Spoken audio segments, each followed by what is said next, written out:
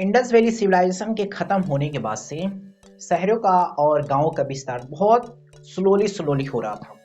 400 4700 वर्ष पहले जैसे ही इंडस वैली सिविलाइजेशन का विध्वंस हुआ, तो उसके बाद से गांव के विस्तार में बहुत स्लोली माने बहुत कमी देखी गई, क्योंकि लोग उतने थे नहीं, लोग डर गए थे। इसीलिए लोगों के अंदर उतना ज्यादा हिम्मत नहीं था कि अब वो एक जगह से दूसरे जगह जाकर और अपने आप को एक्सपेंड कर सके। लेकिन 5 से 2 सेंचुरी की बात कर रहे हैं, ईसा पूर्व से 5 से 2 सेंचुरी में या 6 सेंचुरी की बात कर रहे हैं। उस समय महाजनपद के जो 16 किंगडम थे वो बहुत तेजी से स्ट्रॉन्ग बन रहे थे, और इसी समय में ये बहुत अच्छा समय था। कब की बात कर रहे हैं? जब महाजनपद के 16 किंगडम बहुत तेजी से स्ट्रॉन्ग बन रहे थे, उसी समय गांव का भी बहुत अच्छी तरह से एक्सपेंशन हो रहा था।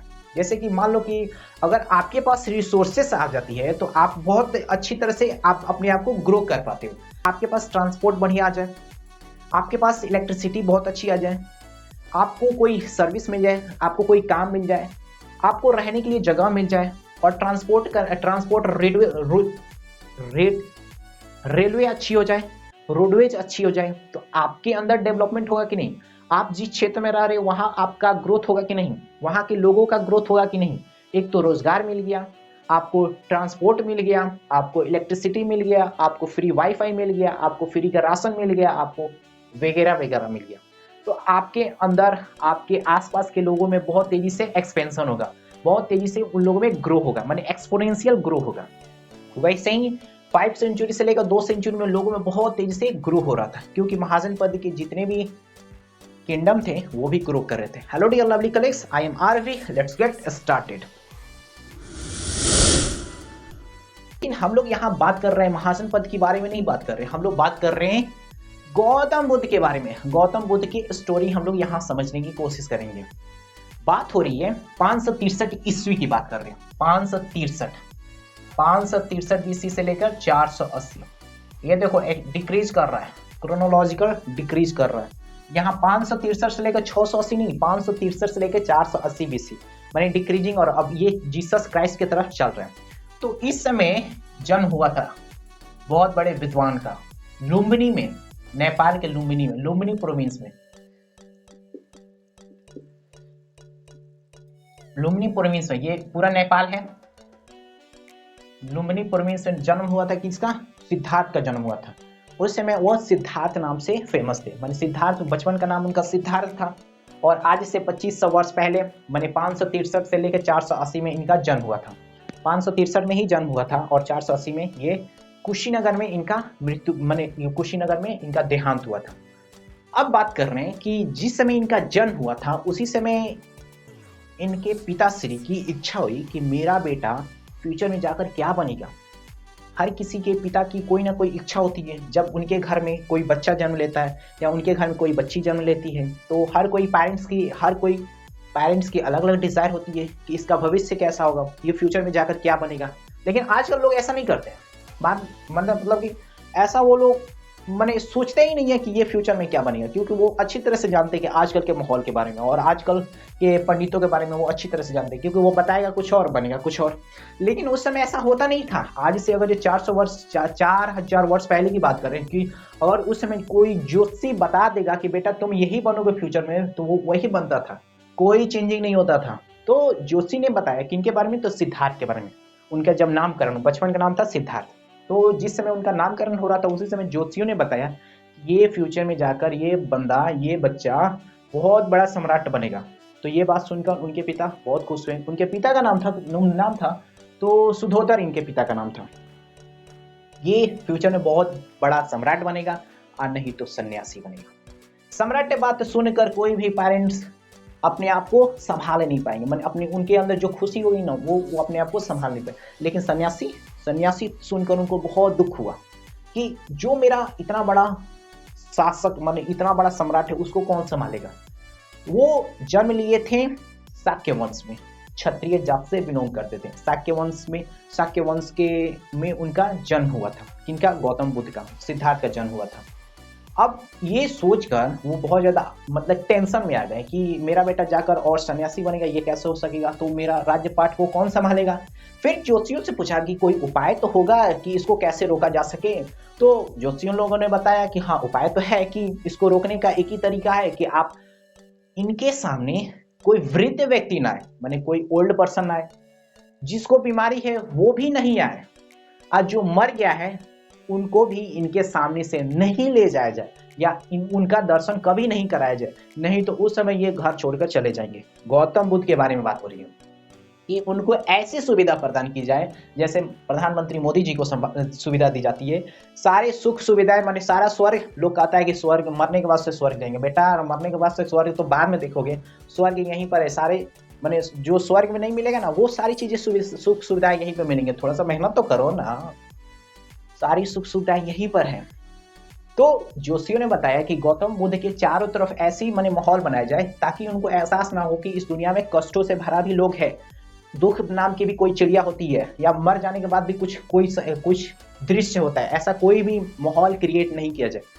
तो उनके पिताश्री ने माहौल को पूरे स्वर्ग की तरह बनवा दिया और उस समय ये धीरे धीरे बड़े हो रहे थे।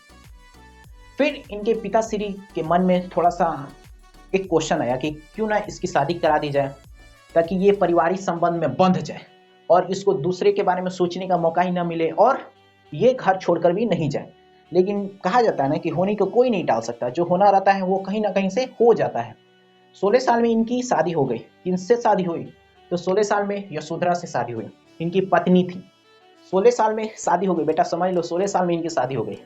16 साल में शादी होने के बाद से ये पारिवारिक संबंध में बहुत अच्छी तरह से घुल मिल गए थे। लेकिन पारिवारिक संबंध में घुले मिले थे, इनका विचार नहीं घुला था। ये अभी भी बाहरी दुनिया के बारे में सोच रहे थे कि आखिर में इस धरती पे कोई दुखी कैसे रहता है, उसके दुख होने के पीछे क्या कारण है, मृत्यु कैसे होती है। ये सारे प्रश्न उनके दिमाग में अभी भी खटक रहे थे, क्योंकि उनको वेदों के बारे में, उनको उपनिषदों के बारे में बहुत अच्छी तरह से पता था।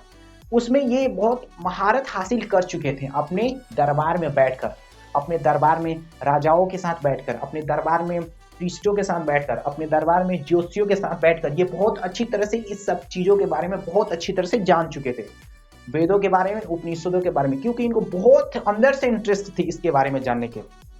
इस सब जानने के बाद से जब उनकी शादी हुई तो फिर भी इनका मन बाहरी दुनिया में ही रहता था।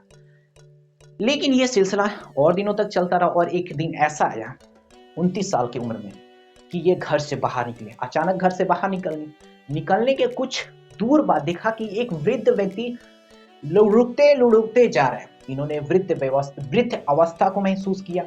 कुछ दूर और गए, देखा कि एक व्यक्ति माने कष्टों से बहुत ज्यादा तड़प रहा है। तो इन्होंने कष्टों के बारे में और दुख पीड़ा के बारे में महसूस किया।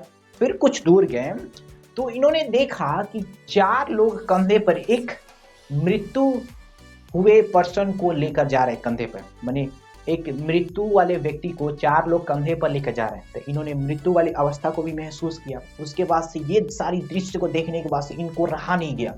घर आए, उसी रात को सारे परिवार वाले से अलविदा लेते हुए, माने परिवार वालों से बताने के बाद से ये घर को छोड़ चले। किन किन को छोड़ चले? तो अपने पिता सुधोधर को, माता माया देवी के, यशोधरा को और राहुल को, अपने बेटा राहुल को भी छोड़कर, और 29 साल की उम्र में जंगलों में निकल गए। कौन से जंगलों में? तो गया के जंगलों में निकल गए। वहां पे जाने के बाद से इन्होंने 6 वर्षों तक कठिन परिश्रम किया। 6 वर्षों तक, फिर भी इनको सफलता नहीं मिली। और हमारे आजकल के मोटिवेशन स्पीकर बोलते हैं कि 5 साल बेटा, खूब 5 साल मेहनत करो और तुम्हें सफलता मिल जाएगी। और वो 6 सालों तक खूब तपस्या की है, फिर भी उनको सफलता नहीं मिली। फिर भी हार नहीं माने और फिर भी लगे रहे। फिर उन्होंने पीपल के वृक्ष के नीचे उन्होंने फिर तपस्या किया।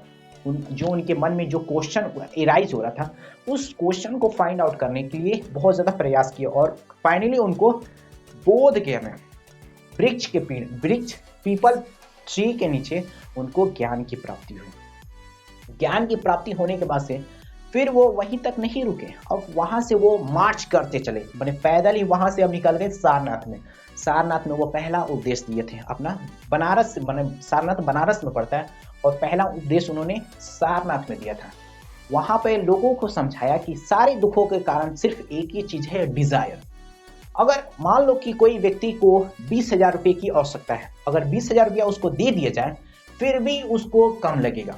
फिर अब उसको 20,000 रुपया उसके पास आ गया तो अब लगेगा अब 20,000 से हमको 1,00,000 रुपया मिल जाए, 1,00,000 रुपया दे दिया जाए, फिर उसको लगेगा कि नहीं अब मुझे 2,00,000 रुपया दे दिए। ये क्या है? ये डिजायर है, और ये डिजायर कभी खत्म नहीं होगा। सारे दुखों का कारण सिर्फ डिजायर है।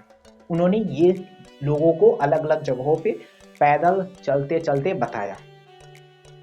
इतना ही नहीं, वो लोगों को उस लैंग्वेज में बताया करते थे जिस लैंग्वेज में अच्छी तरह से हर एक व्यक्ति, हर एक पुरुष, हर एक महिला, हर एक बच्चा, हर एक सन्यासी समझ सके।